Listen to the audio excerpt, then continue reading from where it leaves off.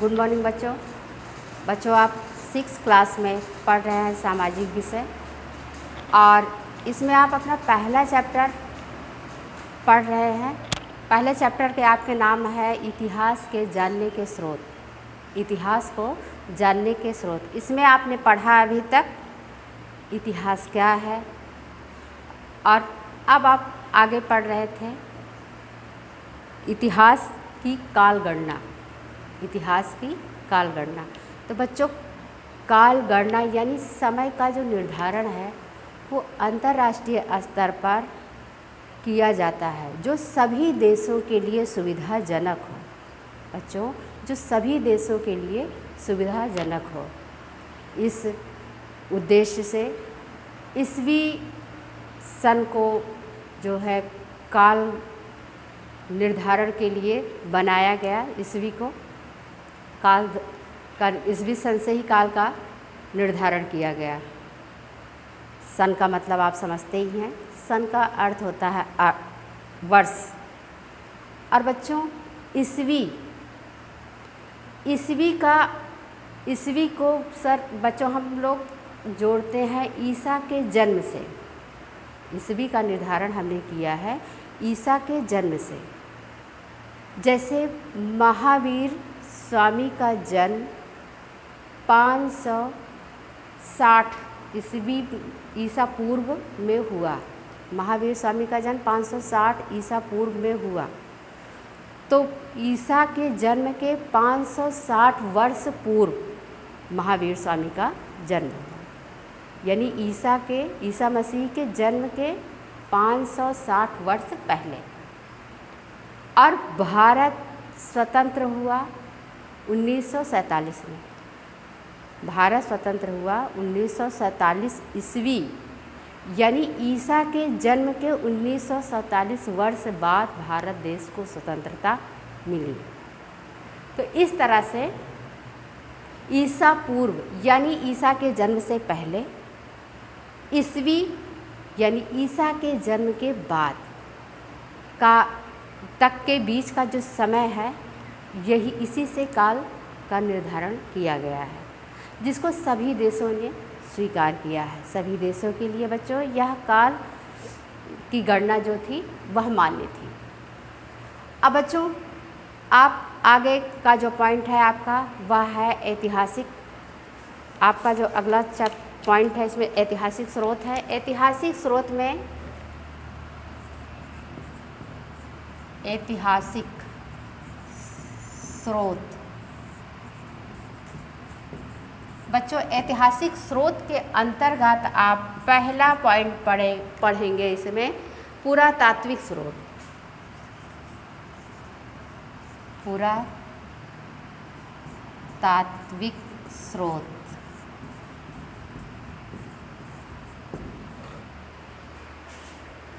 बच्चों जैसा कि आप सभी जानते हैं कि मनुष्य जो है लाखों वर्ष पूर्व पृथ्वी पर जीवन यापन कर रहा है।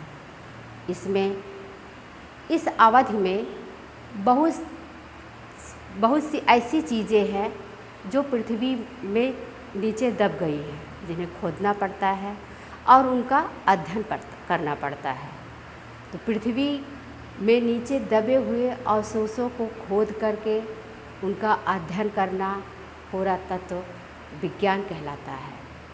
वो पुरातत्व बच्चों विज्ञान कहलाता है। और इनके जो अवशेष हैं, दबे हुए अवशेष हैं बच्चों, वो हैं घर, बर्तन, औजार, हथियार, आभूषण और भी कलाकृतियाँ। इन सारे अवशेषों का अध्ययन किया जाता है, और इसका अध्ययन करने वाला वो पुरातत्ववेत्ता कहलाता है।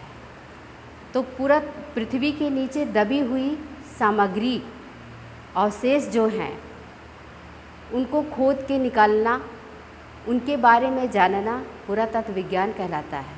और इन अवशेषों को जानकारी संग्रहित करना वो पुरातत्ववेत्ता कहलाते हैं। बच्चों इसी प्रकार से हम लोगों ने सिंधु घाटी सभ्यता की खोज की है। सिंधु घाटी सभ्यता की खोज हम लोगों ने इसी तरह से की है, इसी माध्यम से की है।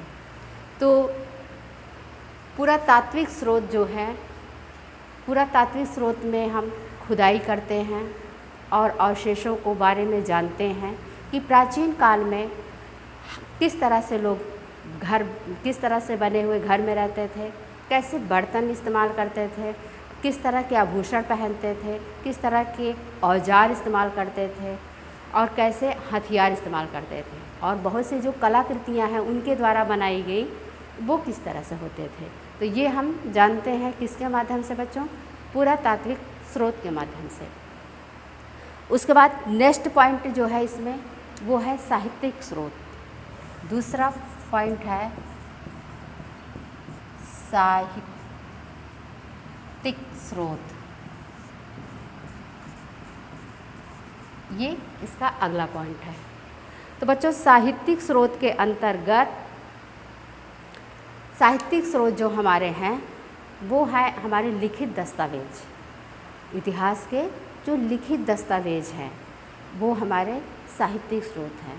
तो बच्चों ये जो लिखित दस्तावेज हैं ये ताड़ पत्रों यानी ताड़ के पत्तों पर लिखावट की गई थी। ताम्रपत्र यानी तांबे की पट्टी पर, भोजपत्र और चमड़े की पट्टी पर, लकड़ी की पट्टी पर, और भी जितने साहित्यिक ग्रंथ थे वह हमारे साहित्यिक साक्ष्य हैं, वह हमारे साहित्यिक साक्ष्य हैं। तो बच्चों इन साक्ष्यों के माध्यम से हम प्राचीन काल के आर्थिक निर्भरता, जैसे कि वो पशुपालन, कृषि, व्यापार, किस तरह से जीवन यापन करते थे और किस तरह से अपना व्यापार करते थे, किस तरह से उन्होंने अपनी आर्थिक स्थिति को संभाल के रखा। और साहित्यिक साक्ष्य के माध्यम से बच्चों हम लोग उस समय की शासन, राजा कैसा होता था, राजा की शासन व्यवस्था कैसी होती थी, यह भी हम साहित्यिक साक्ष्य के माध्यम से ही जानते हैं। और उस काल में सामाजिक स्थिति कैसी थी, शिक्षा का क्या व्यवस्था थी, स्त्रियों की दशा कैसी थी समाज में, और समाज के सभी वर्ग के लोग किस तरह से आपस में रहते थे, यह हम साहित्यिक स्रोत के माध्यम से जानकारी प्राप्त करते हैं। और ये साहित्यिक स्रोत हमें लिखित दस्तावेजों के माध्यम से मिलते हैं। तो बच्चों आज के वीडियो में बस इतना ही। और आप क्लास 6 के छोटे बच्चे हैं, जहाँ कहीं भी आपको कोई दिक्कत होती है तो बच्चों बेझिझक आप पूछ सकते हैं। एक नहीं कई बार आपको वही पॉइंट बताया जाएगा, समझाया जाएगा, तब तक जब तक आपको समझ में ना आए। और जो बच्चे अभी तक क्लास के ग्रुप से जुड़े नहीं हैं वो जुड़ जाएं। और जिन बच्चों के पास अभी ये इन्फॉर्मेशन नहीं गई है कि ऑनलाइन क्लास चलने लगी है, आपके पास अगर है, आपके नज़दीक, आपके आसपास जो भी छोटे बच्चे हैं, आप उनसे अवगत कराइए कि स्कूल खुल गया है, मतलब स्कूल में ऑनलाइन कक्षाएं प्रारंभ हो चुकी हैं। और आप नियमित पढ़ाई करिए, अपनी क्लास प्रॉपर आप लेते रहिए। धन्यवाद।